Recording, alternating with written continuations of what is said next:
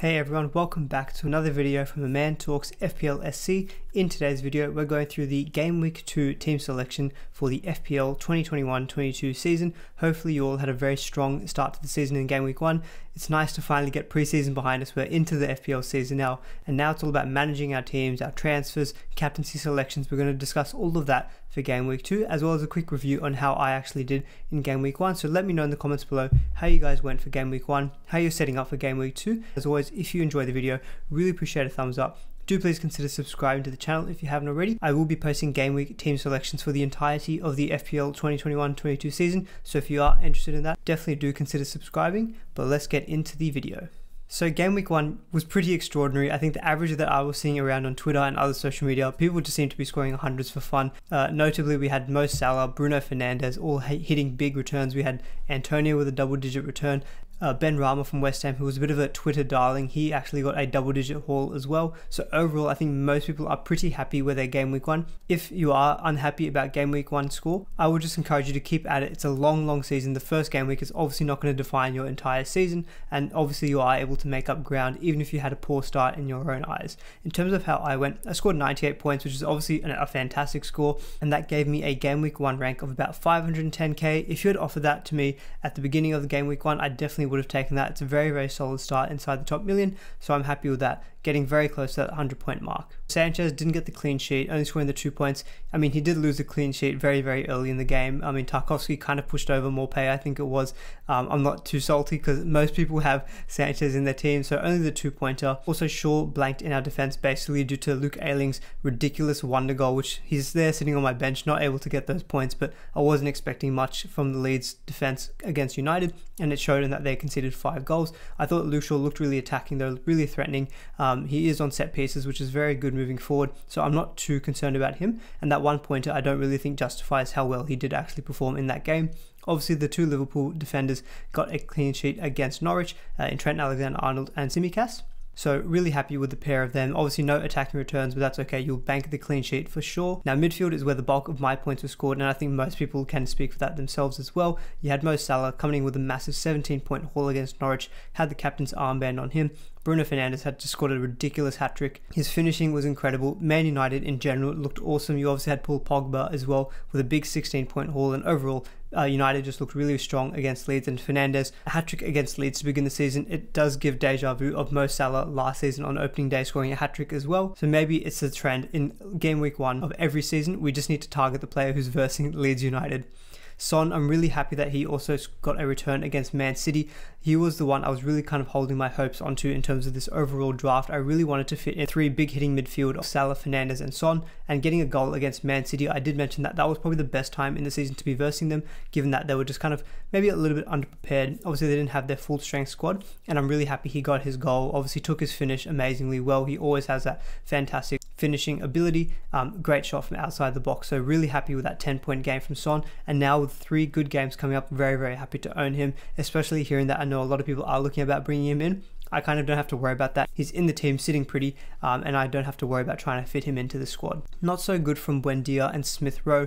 Buendia I kind of went for mainly for that Aston Villa coverage, and overall they didn't look that impressive, to be honest. Buendia only played about 72 minutes, so that is a bit of a concern in that he didn't even play the full 90. Obviously part of that could just be that he was coming off a little bit of a hip concern, so then maybe they're just wanting to manage his minutes a little bit, but overall their attack looked quite clunky, so hopefully we can get some better things from Buendia moving forward with a good matchup against Newcastle this week. And Smith Rowe, I mean, Arsenal overall were pretty poor against Brentford. I'm an Arsenal fan, so yeah, that wasn't enjoyable waking up at 5 AM to watch Arsenal lose to Brentford. But Smith Rowe and Tierney as well looked probably Arsenal's best players, and so I think obviously no return in this game given that Arsenal didn't score any goals, but I thought he looked quite impressive, so I was happy enough with his overall performance. It just didn't quite translate into FPL points. Antonio, what a legend. He's an absolute monster. Scored 13 points, missing a penalty and a dead set sitter from one of Soufal's crosses, so he could have been on like a 20-pointer for all we know. But Antonio just gets in good positions. He's got great finishing ability. West Ham in general attack looked really strong as well, and up against a pretty weak defense in Newcastle, he was able to get quite a big points haul here.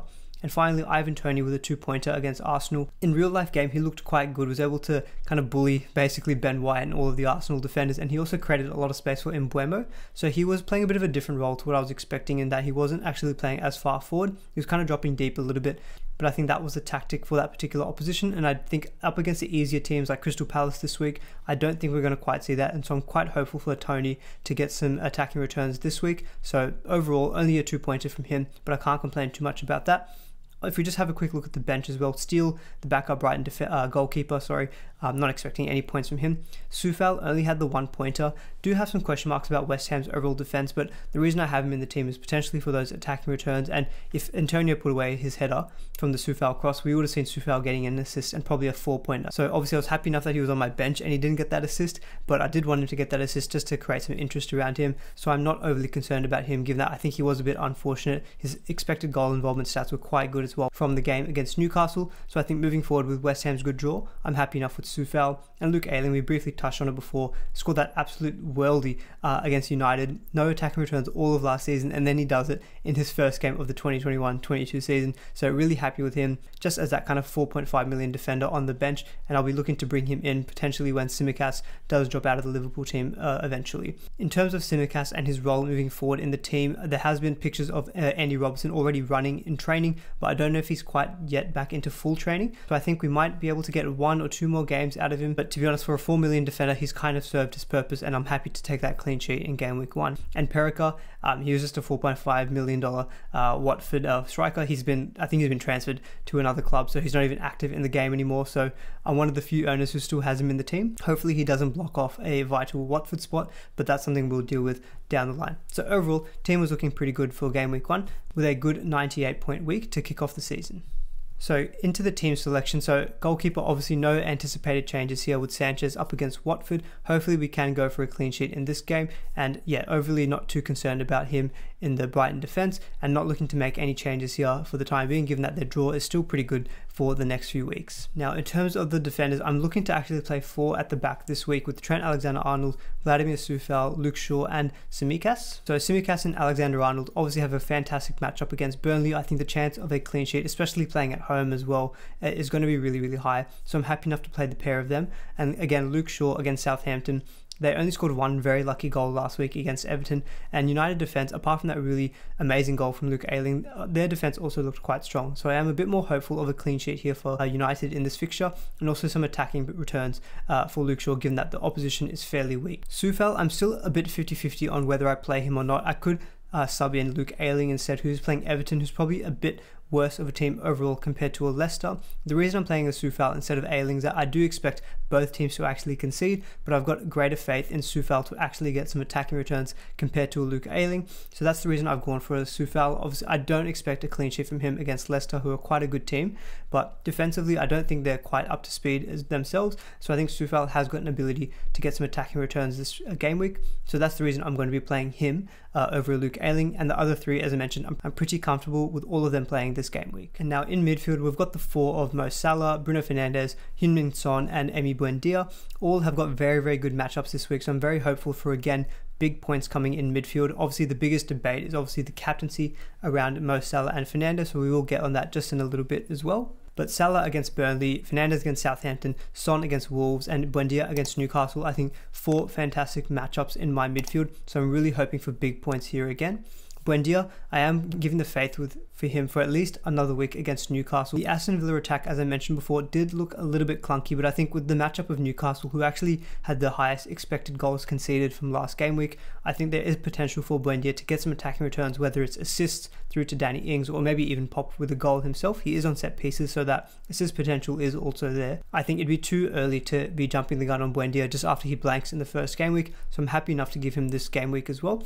If he blanks again, it's a bit of a concern, because then you've got Brentford, which is again an easy matchup, but by then you probably would expecting him to get a lot of transfers out, and then his price may drop. And so Buendia is definitely a bit of a wait and see for me, at least for this game week. If it looks really poor again, I may even pull the trigger next week in terms of transferring him out. And there are a lot of other good midfielders around his price point at 6.5. You've got like Rafinha, you've got Sarr, who looked really good for Watford last game week. You've got Ben Rama, you've got Mbeumo also at Brentford. There's a lot of good options around his price, and and just below as well. So Buendia is definitely someone, if he doesn't keep performing, he will probably move out of the team, and most likely also by game week 4 when they get into a really tough run of fixtures. I've got Smith Rowe on the bench there. Given that Arsenal are versus Chelsea, I do expect Arsenal to perform a little bit better. I don't really think they can get any worse than what they did against Brentford, but the attack overall looked quite clunky as well. Who knows if Aubameyang and Lacazette are going to be playing. I mean, the reasons they didn't play was for illness, but to be honest, I feel like it's not really related to that. It's probably some kind of disciplinary action by Arteta. So for that reason, with no recognised forwards for Arsenal being able to finish the chances created by Tierney and also Smith Rowe, and Chelsea being such a strong defence, I don't see how Arsenal is going to score maybe even more than one goal, but I'd be more likely to see that Chelsea actually gets a clean sheet. So for that reason, Smith Rowe, he's going to be on the bench there. It is 2 tough games now for Arsenal in Chelsea and also Man City. And so I'm hopeful for Smith Rowe to at least show some good signs, and hopefully he's not too owned so his price doesn't go down if people are starting to transfer him out, because from game week 4, Arsenal versus Norwich and their run of fixtures is pretty strong. And I'm hopeful to be holding on to Smith Rowe for that really good run of fixtures from game week 4. The only potential concern with Smith Rowe is that Odegaard looks like he is coming to Arsenal, and I would expect him to be the starting number 10. I still think Smith Rowe is going to be in the starting lineup because he has shown good signs, and what we saw last season as well when Odegaard was playing, Smith Rowe was playing a little bit more on the left hand side, and to be honest, I think that could maybe even be better for his goal potential. But I'm not 100% sure how that's going to play out when Odegaard actually does join the Arsenal team. So for now, I'm going to keep Smith Rowe, but him and Buendia are 2 guys in midfield who definitely are looking at potential transfers out if they're not showing any good signs moving forward. So a bit of a plan that I've got moving forward is potentially Buendia down to a Sarr, because Watford's fixtures from around game week 4 are very, very good. And so a Buendia down to a Sarr can open up hopefully 0.5 mil, and we can use that to either upgrade one of our strikers or maybe even Smith Rowe to another 6 million midfielder. So those are definitely options that I'm looking at doing as well with Buendia and Smith Rowe. But for now, that's how my midfield is going to line up for game week 2. Now, in terms of the forwards, no changes here with Antonio and Tony both being selected to play this week. Leicester is a bit of a tough matchup for West Ham, but I honestly rate Antonio so highly. I think he can score against basically anyone. I really like West Ham's attack, so I think Antonio, he'll constantly get chances, and I'm really liking him. He already has gone up in prices, but he has been brought in by a lot of managers so far already, so I'm very happy to have that little extra squad value in the team. So yeah, I'm not overly concerned about the matchup. Antonio, I think, can get the points against anyone, so for sure he's going to stay in the team. The only potential thing I am looking at doing with Antonio is that West Ham are getting into Europe around game week 4 or game week 5. We know he has a lot of injury concerns, and I'm just not quite sure if West Ham don't sign another striker. I don't see how Antonio is going to play so many games with a congested fixture schedule. So for that reason, what I mentioned before with Buendia, if I do drop him down to like a 6 million midfielder in like a Sarr or a Jack Harrison, for example, then I could use that 0.5 to maybe upgrade Antonio to a Calvert-Lewin, who has looked pretty good in the first game week, and Everton's long-term fixtures are pretty strong. That is something I am toying up in my mind. Obviously, Antonio, I think, he's basically fixture-proof, as I've repeatedly mentioned, but you know, if there are concerns about his fitness moving forward due to that more congested schedule, I'm happy enough to move off to a dominant Calvert-Lewin, who has got a very good run of fixtures and looked very, very involved against Southampton last week. Ivan Toney, as I mentioned, I'm pretty bullish on his prospects this week against a pretty weak defence in Crystal Palace. I think Toney has got potential to get a return this week. I would be a bit concerned if he's not able to get a return this game week, because he would be facing an easier opponent, but we'll make a judgment call on that from next week onwards. Personally, even if he does blank this week, I think I would be leaning towards holding him at least for the next month, because you've got Aston Villa, Brighton and Wolves. Yes, Brighton is a bit of a decent defence, but Aston Villa conceded 3 against Watford. Wolves seem to be a little bit more open as a team in general with their new manager, so I think there are going to be opportunities for Toney. So I'm happy enough to hold him for now, and potentially also for the next 4 game weeks as well. But overall, this is the team that and how it's going to be lining up for game week 2 in a 4-4-2 formation. Now, in terms of the captaincy, obviously is a big talking point this game week, whether you go for Mo Salah or Bruno Fernandes, who are the 2 standout options. One thing I did notice a lot from last week, and I'm sure a lot of you guys would have seen as well, is the home and away advantage, I think, has definitely come back to the fore with fans back in the stadiums. You know, against Leeds last week, the Manchester United crowd was definitely, in my opinion, a big factor as to why the team performed so well. And they are playing away from home this time around. Obviously, last season, Manchester United were actually a bit of a better team when they were playing away from home. So Fernandes, who is playing away, I wouldn't be too concerned about him, because Southampton, who are playing at home with their own fans in their backyard, potentially their fans might be encouraging Southampton to be a bit more open, a bit more attacking.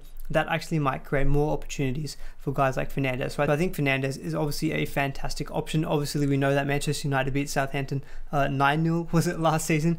So we know that Manchester United can put a lot of goals past Southampton. For me personally though, I am leaning towards Mo Salah. I have seen there's a lot of talk around, Salah's record against Burnley is not very good. I think he's got like one goal and 2 assists in like the last 7 or 8 games against Burnley. Burnley haven't really been as strong defensively, in my opinion, in the past season or two compared to what they were a few years back. And so I'm not overly concerned about his previous record against Burnley. I just see he's playing a home fixture. It's going to be the first time in like a year and a bit that the Anfield crowd is going to be there cheering on Liverpool. And I think that if there's any team in the Premier League that would benefit the most from their home fans, I think it would be Liverpool. And I think Mo Salah is definitely going to rise to the occasion. If you look at his stats against Burnley, where he hasn't really performed, I guess, up to expectations, he actually has been severely underperforming his like XG stats and his XA stats. And so I think there could be a potential big correction for that this game week. And I think with that home crowd cheering him on, for me, I think Mo Salah is going to be my captain this week. And I think Bruno Fernandes is likely going to be the vice captain. Obviously, I'm not 100% certain about this, but I'm more leaning towards Mo Salah as a captain. I'm not concerned about Liverpool playing the first game of the game week, in my opinion. And I'm just going to kind of ignore that little superstition about them being the first one to play in the game week. And so for me, Mo Salah is going to be the captain to lead the team for game week 2.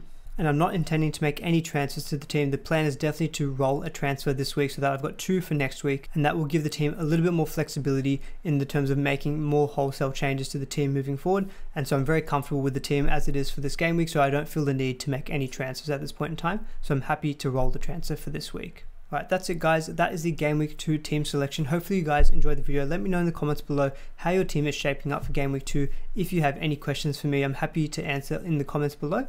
If you guys enjoyed the video, as always, really appreciate a thumbs up. Do please consider subscribing to the channel if you haven't already. And I'll see you all in the next video.